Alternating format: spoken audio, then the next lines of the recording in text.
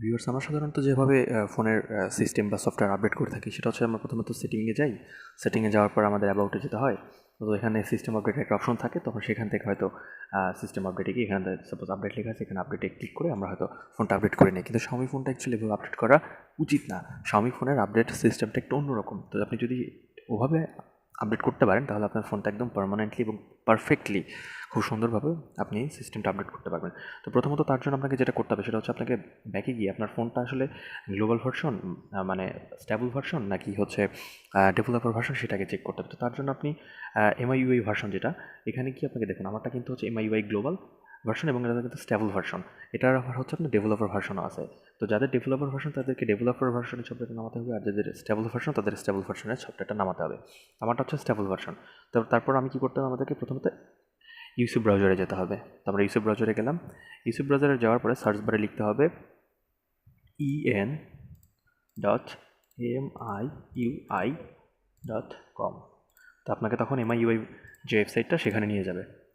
নিয়ে যাওয়ার পর আপনার MIUI যে ভার্সন সাইটটা, এখানটাতে আপনাকে যেতে হবে। এখানে যাওয়ার পর আপনার ফোনের MI ফোনের যতগুলো মডেল আছে সবগুলো মডেল এখানে লিস্ট করে দেওয়া আছে। তো আপনার যে ফোনের মডেল সেই অনুযায়ী আপনার সিলেক্ট করে নিতে হবে। তো আমারটা হচ্ছে রেডমি নোট 5 প্রাইম। তো আমি এখানে গেলাম, দেখুন এখানে কিন্তু দেওয়া আছে যে এখানে কিন্তু আপনার স্টেবল রমের জন্য আলাদা ভার্সন, ডেভেলপার রমের জন্য আলাদা ভার্সন এবং স্টেবল রোম এটা হচ্ছে গ্লোবাল ভার্সন যেটা, সেটার জন্য আলাদা ভার্সন। এটা হচ্ছে নোট 5A। তো আমাদের এটা না, আমারটা হচ্ছে নোট 5A প্রাইম এবং আমারটা হচ্ছে স্টেবল রোম। তো আমাকে এটা ক্লিক করতে হবে। আর আপনাদেরটা যদি এরকম হয় যে গ্লোবাল বাট ডেভেলপার রোম, তাহলে আপনাকে এটা ডাউনলোড করতে হবে।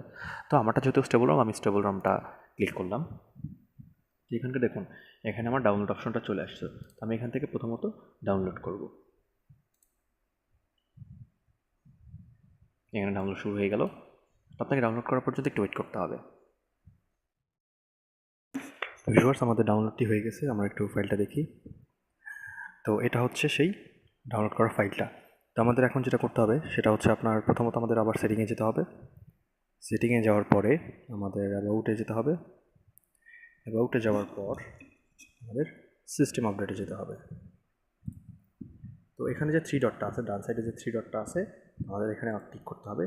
এখান থেকে এই এই অপশনটা চুজ আপডেট প্যাকেজ, আমাদের এখানটাতে যেতে হবে।